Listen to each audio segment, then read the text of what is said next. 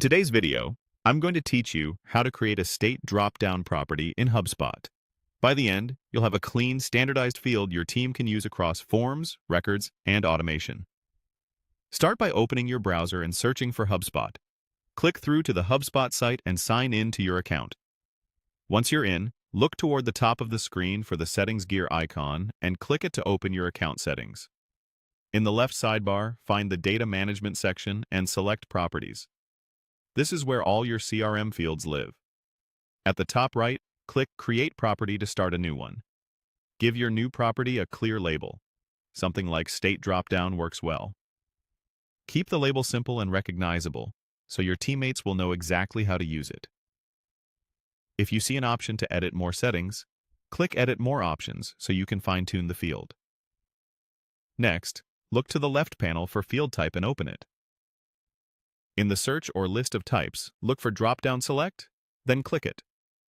A dropdown keeps your data consistent by limiting entries to predefined choices, which is perfect for states. Now you'll add the options.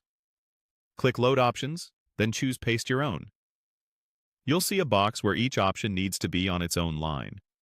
If you don't already have a clean list, open a new browser tab and search for a list of the 50 U.S. states.